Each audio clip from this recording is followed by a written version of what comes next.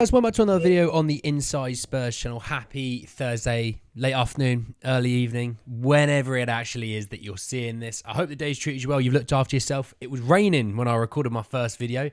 The sun is out now, finally. So if you are able to see some sun, see some sun, all right? In this video, though, we are talking Omar Marmoush, the Frankfurt striker. So we'll talk a little bit about Omar, as well as this massive report and legislation, potential legislation, including VAR and scrapping VAR. So plenty to talk about, plenty to get into. Just want to say, though, if you're new, give us a subscribe. You're very much join us for the journey. And I want to start with the VAR because it's on my screen and it makes sense to. So this came out, what time did this come out at? It was in the evening of yesterday, okay? So I didn't speak about it in the first video. So to let you know, by the way, in the first video, there I talked about the fallout from the Ange comments, but not only that, I also talked about, revenues that Spurs may be making from just the Premier League side of things this season. So go back, have a little watch of that. Let me know what you think. It's a cracking little video. And I think a few of you, may not be for everyone, but I think a lot of you are quite enjoying the more serious talk instead of just being transfers. I think quite a few of you are enjoying these more in-depth studies, basically, and learning from one another. And that's the best thing about this community, by the way, guys, that I absolutely love. We learn from one another. There's no reactionary takes. There's no, Ange out after we don't score in the first minute of a game. There is constructive chat. Doesn't mean we always agree, but we try and learn. So let's talk about this. So it came from Fabrizio Romano, and it was an official letter sent to the Premier League for scrapping VAR. And do you know what team sent this? The team that has been screwed by VAR the most this season.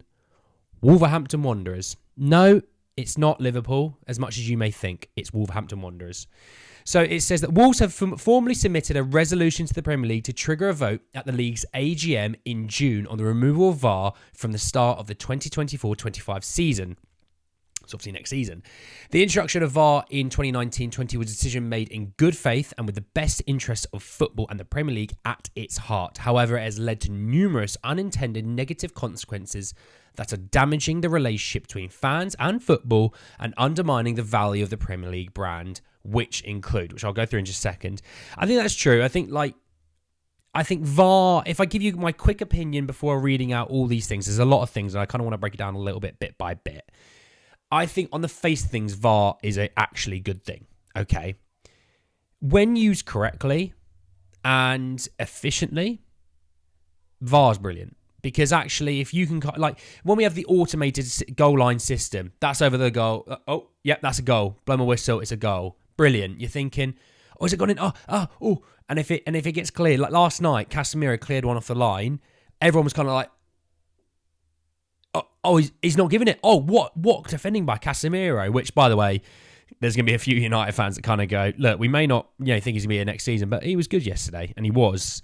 When we look at international football and offsides, it's done so quickly. It's because the Premier League don't have they don't have the same technology at times, whereas FIFA do, because the Premier League want to be its own entity, and I get that, but they've also got worse technology.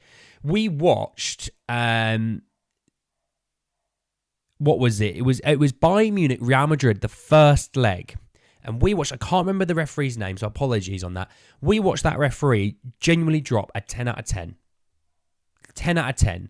Because he didn't really rely on VAR. He used his own ability to referee a game. And we don't have those referees in this country to actually have the ability to referee a game and with confidence.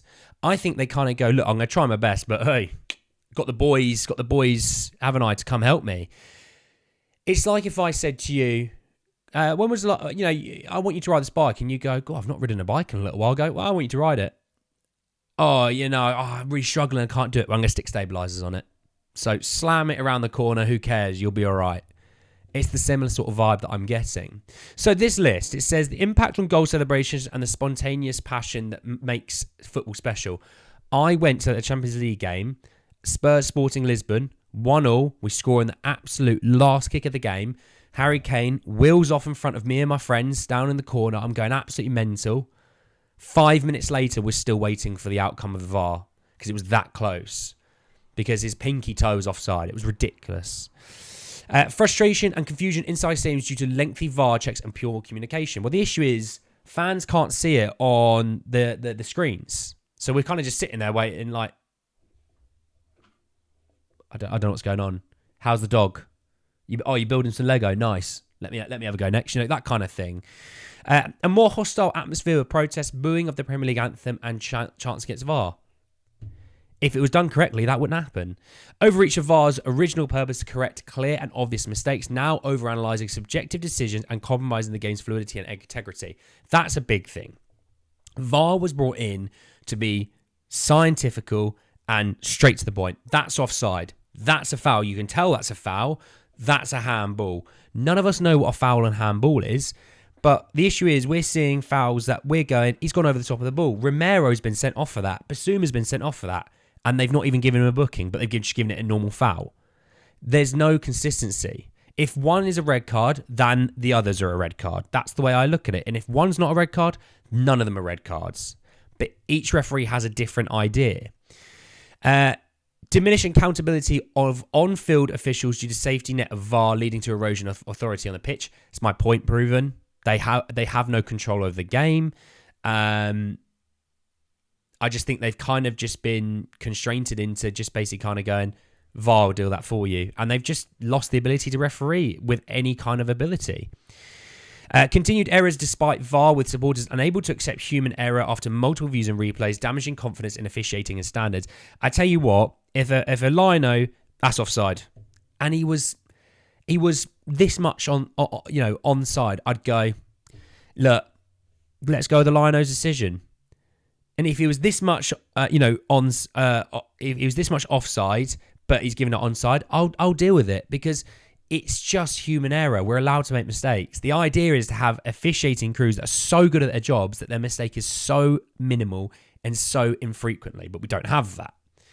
Disruption of the Premier League's fast pace with lengthy VAR checks and more added time causing matches to run excessively long. Not only that, they also bring in way more opportunities for injuries.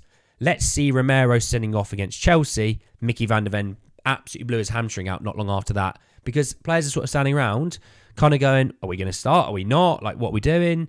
Minutes. It's not like a decision takes 15 to 20 seconds, which I'd be fine with. It's the 3, 4, 5 minutes that it's just a joke. And half the VAR decisions are so obvious that it's not a foul or it's a handball, whatever it is, and yet they take so long. I don't get it. Constant discourse about VAR decisions often overshadowing the match itself and tarnishing the reputation of the league. There's so many games that we should talk about it being a great game, but all we're talking about is the VAR, so I get that. Erosion of trust and reputation with VAR fueling completely nonsensical allegations of corruption. Yeah, I know, that's a heavy one, isn't it? The decision to table the resolution has come after careful consideration and the utmost respect for the Premier League, PGMOL, and our fellow competitors. There is no blame to be placed. We are all just looking for the best possible outcome for football. And all stakeholders have been working hard to try and make the introduction of additional technology a success. However, after 5 seasons of VAR in the Premier League, it is time for constructive and critical debate on its future.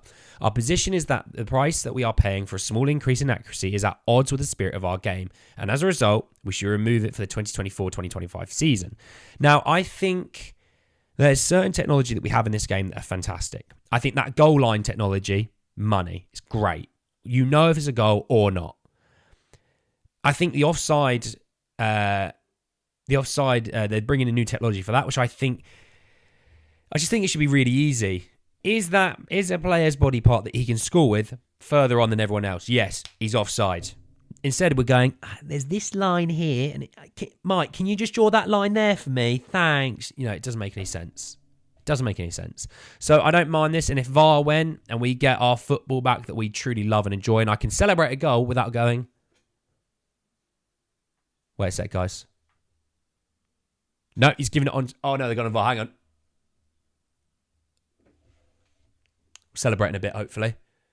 Oh, look, after 5 minutes, we've actually been given the goal. You don't celebrate it. It just doesn't feel the same. So I get it.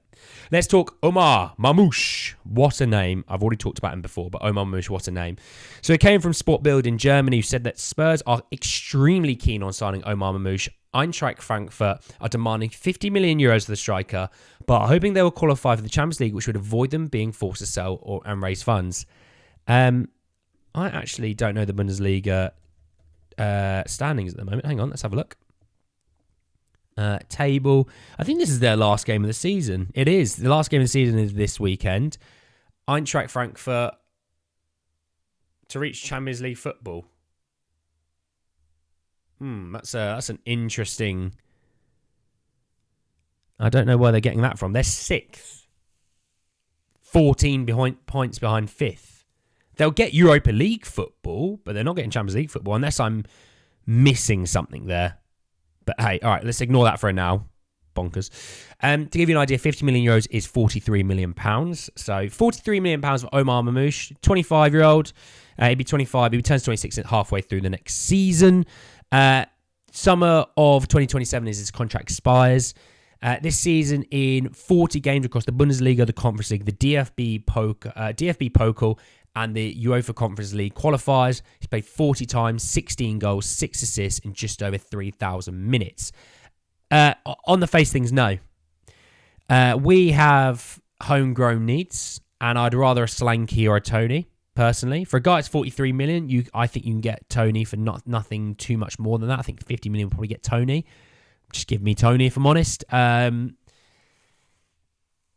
if I was getting a striker, I think people kind of go, oh, no, Marmoush is class. He's this, that, the other. Garassi's got, 2.5 times the amount of goals in the same amount of games. And he's going to cost a third of the price. Not a third of the price. He's going to cost, 17.5 million to 43 million? That's, it's not 3 because that would be about 51 million. So, for me, it's a no, if I'm honest. Not to say he's not a good player. I'm not saying that. I'm just saying there's better that we link with. We link with Tonys and Solankes. We're linked with Garassi. We're linked with Apenda. We're linked with Gyökeres. We're linked with a lot of good players in the striker position. I expect to get one of those 5. Tony, Solanke. You might throw Jimenez in there if you want to. You can throw him in there. Gyökeres, Apenda. Garassi, there's 6. Maybe he's underneath that, but I can't see it personally. Sport Build, I can't see it. So get out of my face. But anyway, guys, hope you enjoy. I know it's a bit of a different one, and these videos are a little bit longer than normal, but I hope you enjoyed it. Drop a like on the video if you did. Hit me in the comment section down below your thoughts and feelings about the VAR situation and all those points, as well as Omar Marmoush. Would you like him to be the striker signing that we make this summer? If not him, then who? Also, subscribe to the channel if you're new and hit the bell notification for more. But anyway, guys, end of the video. I will see you all very, very soon. Take care, guys.